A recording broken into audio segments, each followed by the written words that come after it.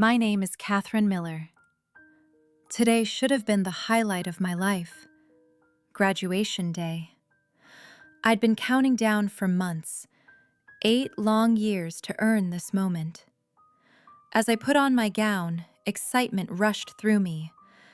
But as I checked my phone, familiar unease crept in. I'd sent countless reminders. In return, ghostly silence. My younger brother Ryan was throwing a backyard barbecue today.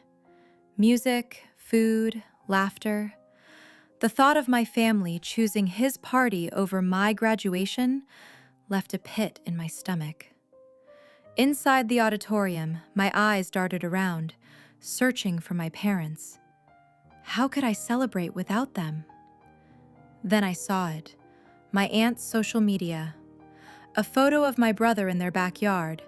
"Congrats, grad," banner behind him. He wasn't graduating from anything. My mom beside him, laughing, holding a plate of food. The timestamp matched the exact moment I was supposed to walk across the stage. They chose burgers over my doctorate, so I decided to disappear and erase everything. If you've ever been abandoned on your biggest day for someone else's ordinary moment, this is for you. If you've ever been abandoned on your biggest day, this is for you. I stared at the screen. Walking across that stage, the applause sounded distant, muffled by the roaring question in my head. If this isn't enough for her, what will ever be? After the ceremony, the crowd spilled onto the lawn. Parents wrapped arms around their kids, friends hugged, cried, posed for pictures.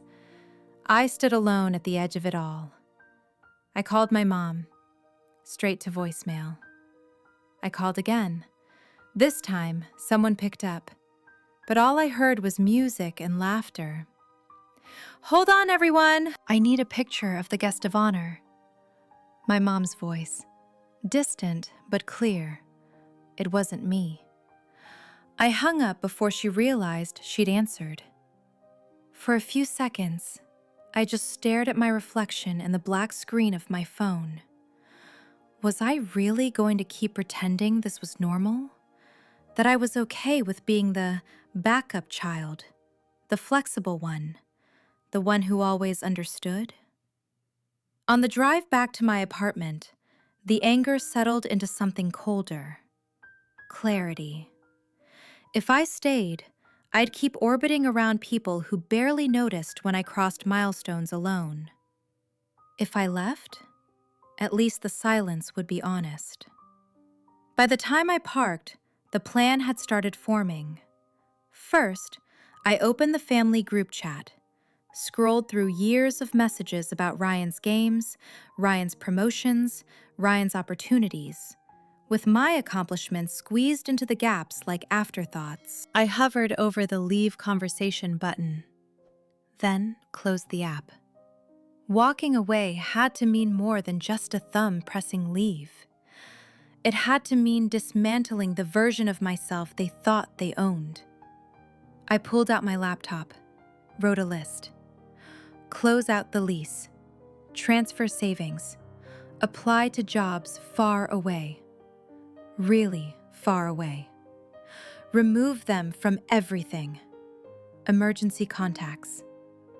I messaged Emma Torres, the one person who'd always treated my achievements like they actually mattered.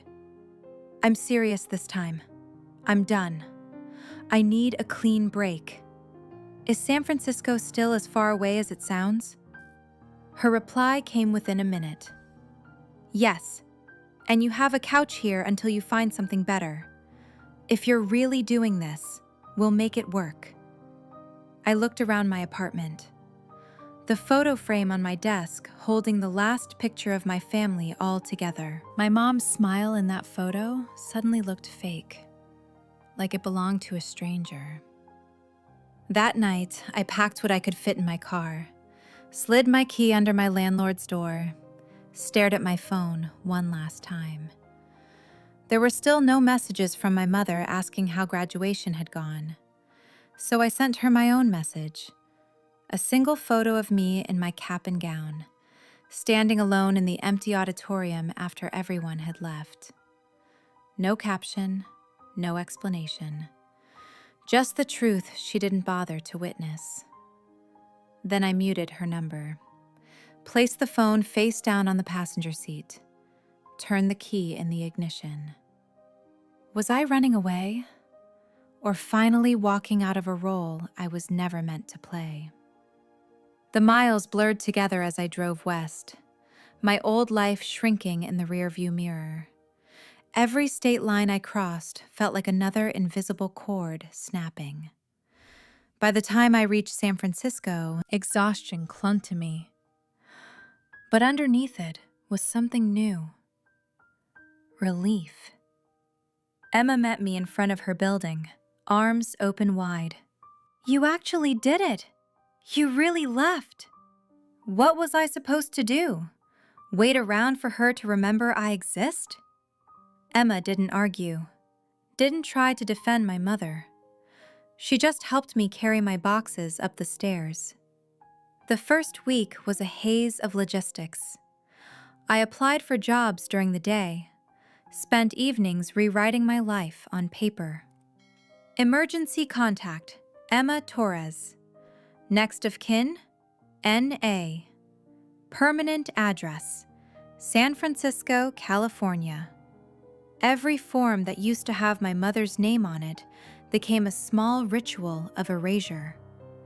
If she wasn't going to show up when I needed her, she didn't get to be the person the hospital called. Eventually, I got an offer from a mid-sized startup. It wasn't glamorous, but it was mine. At night, I sat on Emma's couch, scrolling through my photos. I started deleting. First went the easy ones, blurry selfies, duplicates. Then I went after the images that hurt. My mom hugging Ryan at his birthday while I stood in the background. My mom cheering at his games. My mom smiling in the front row of his events, while my photos from award ceremonies were selfies in bathroom mirrors, because no one was there to take them. One by one, I removed them, from my phone, from my cloud, from social media. I didn't rage delete, I curated. I erased her. Not because I wanted to pretend she'd never existed, but because I refused to keep preserving a version of her that had never truly shown up for me. San Francisco slowly became a life. A keycard that actually opened doors. Meetings where people listened when I spoke. Mornings where I woke up and didn't immediately check my phone to see if my mom remembered I existed. But even as I built that life, there was a quiet awareness humming in the background. I had disappeared from her world. But the part of me that wanted her to notice the empty space where I used to stand, that part was still very much alive. The email from the lawyer came on a Tuesday afternoon. Subject line, Estate of Margaret Hayes, my grandmother's name. My stomach dropped. I clicked it open with fingers that suddenly felt heavy. My grandmother had passed away peacefully 2 weeks earlier. There would be a small service in Boston. Attached were scanned documents, including a note my grandmother had left for me. Information about a fund she'd set up years ago, an education account for my tuition and graduation expenses. According to the statement, most of the money was gone. The withdrawals were marked with dates that lined up suspiciously well with my brother's emergency expenses. Car repairs, a failed business venture, a trip he had to take with friends. My throat went dry. I scrolled further, found a note from my grandmother to the lawyer, written months before graduation. She mentioned being relieved that my mom said I didn't want a big fuss over my ceremony, preferred a small family dinner later. My vision blurred. My mother hadn't just skipped my graduation. She'd rewritten the story so completely that even my grandmother thought I didn't want anyone there. She'd used the money meant to support my education to fund my brother's life, and then acted like my graduation was just another Tuesday. How many times had she done that? How many moments had she quietly edited, replacing my needs with someone else's, while telling everyone I wasn't the type to make a big deal out of things? When Emma came home that night, she found me surrounded by printed pages. What happened? I slid the documents toward her. She told my grandmother I didn't want them at graduation. She used the money Grandma left for me for Ryan. And then she threw him a party the same day I walked across the stage, alone. Emma read in silence, jaw tightening. What do you want to do? For the first time, my answer wasn't a shaky, I don't know. I want her to feel what she made me feel. I want her to wake up one day and realize she has no idea who her daughter is anymore, because she was so busy rewriting my life to fit her story. Pause. And I want everyone she lied to see the truth. I booked a flight to Boston for the funeral. Not to reconnect, not to patch things up. I was going back to bury my grandmother, and to bury whatever remained of the daughter my mother thought she could control. The day of the funeral, the service was simple and quiet.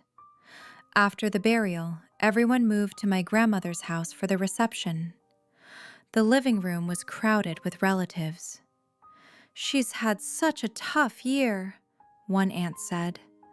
Between Ryan's setbacks and Katherine going wherever she went. Pause. Linda told us Kathy didn't even want a ceremony. Can you imagine? My ears rang. I stepped into the doorway. That's not what happened. Heads turned. Conversation stopped. My mother froze, her smile slipping. Kathy, this really isn't the time. Isn't it?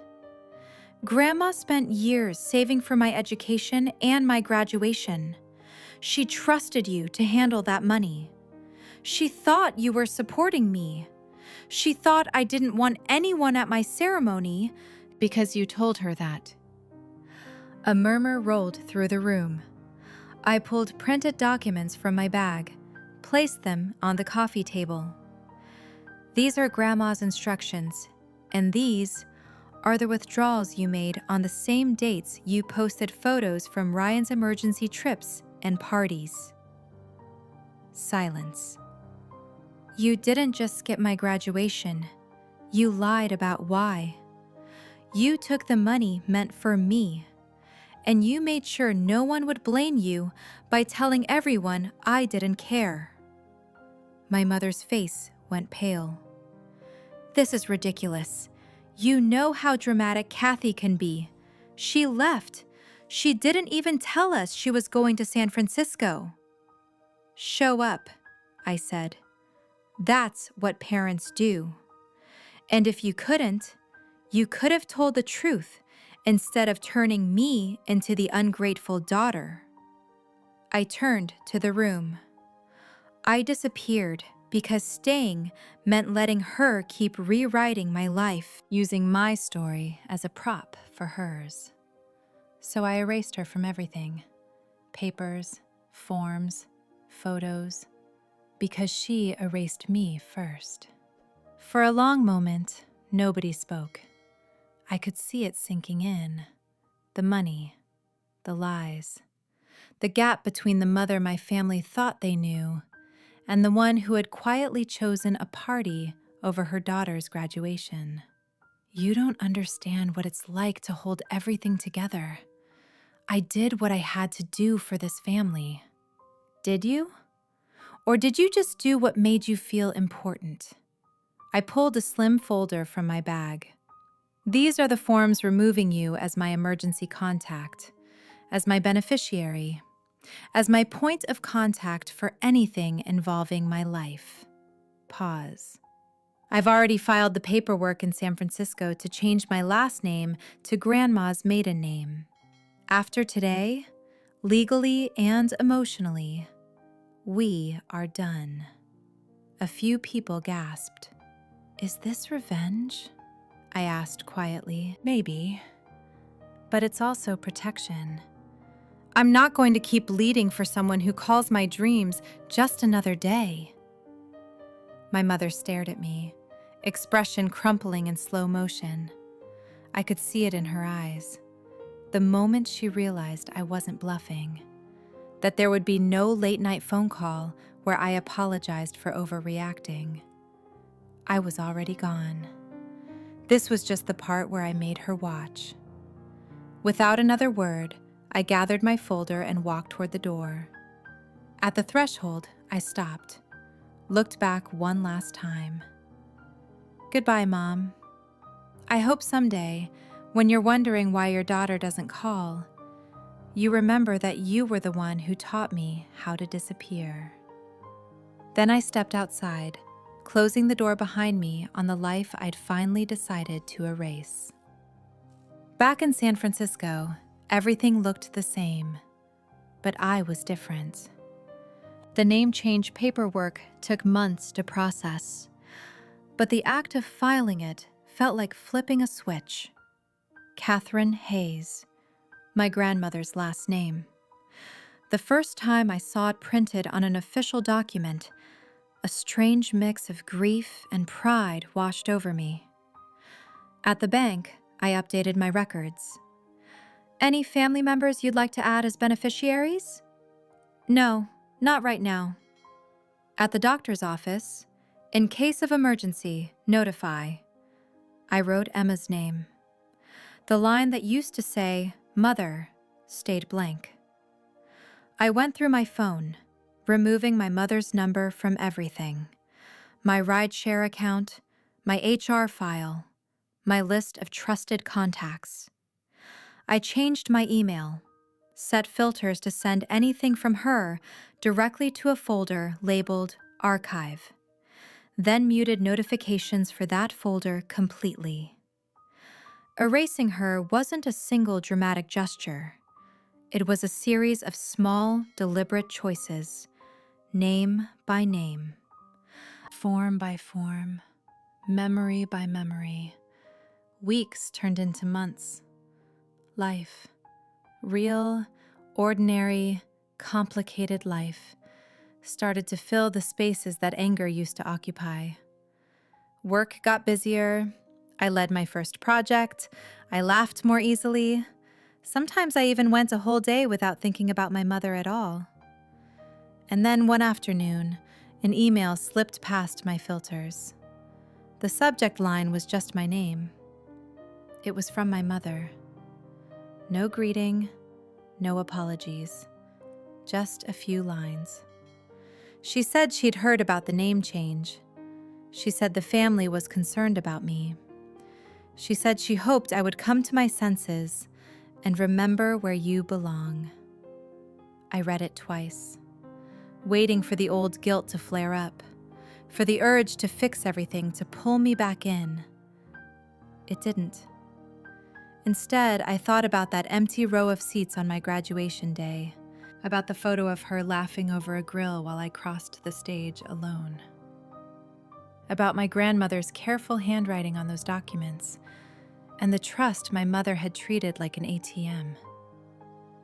I hit reply and typed one sentence. I remember exactly where I belong, and it isn't where I'm treated like I don't exist. Then I deleted the draft instead of sending it. Some messages don't need to be delivered to be true. I archived her email, re-enabled the filter, went back to my work. People like to say revenge is about hurting someone the way they hurt you. Maybe that's true for some. For me, it was about making sure my mother had to live with the silence she created, without the comfort of pretending it was my choice all along. I didn't send dramatic ultimatums. I didn't show up on holidays to argue. I simply stopped being available for her version of the story. I changed my name, my contacts, my future. I erased every official trace of the daughter she hadn't bothered to show up for. And in doing so, I finally saw myself clearly. Here's what the story taught me. Sometimes, the people who are supposed to celebrate you will choose someone else's ordinary day over your extraordinary moment. And they'll rewrite history to make it seem like you were the one who didn't care. This story taught me that disappearing isn't always running away. Sometimes it's the only way to stop letting people edit your life to fit their narrative. My mother didn't just skip my graduation. She lied about it, stole the money meant to support it, and made sure everyone thought I was the one who didn't want them there. That's not neglect. That's erasure. The real lesson? You don't owe your presence to people who treat your achievements like background noise. And when someone rewrites your story to make themselves look better, erasing them from your life isn't revenge. It's reclaiming authorship. So now I want to ask you, if your mother skipped your graduation for your sibling's backyard party, then lied to your grandmother about why, then stole the money meant for your education, what would you do? Would you forgive her? Go back? Try to rebuild the relationship? Or would you do what Katherine did? Disappear completely, change your name, and erase her from every official part of your life. Maybe you'd handle it differently. Confront her privately, set boundaries but keep some contact, demand repayment before cutting ties. I really want to know, because here's the deeper question. When someone doesn't just fail to show up, but actively sabotages your moment and lies about it, do they deserve a place in your future? If your parent treats your milestones like inconveniences, and your siblings' ordinary days like celebrations, are you abandoning them by leaving? Or are they the ones who abandoned you first? And here's the hardest part. If you erase someone from your life, change your emergency contacts, your name, your entire paper trail, are you being cruel? Or are you finally protecting yourself from someone who kept erasing you while pretending to love you? Leave your thoughts in the comments below, because this isn't just about graduations or families or photos. It's about knowing when someone's version of you has become so distorted that the only way to find yourself is to disappear from their story completely. Let's discuss.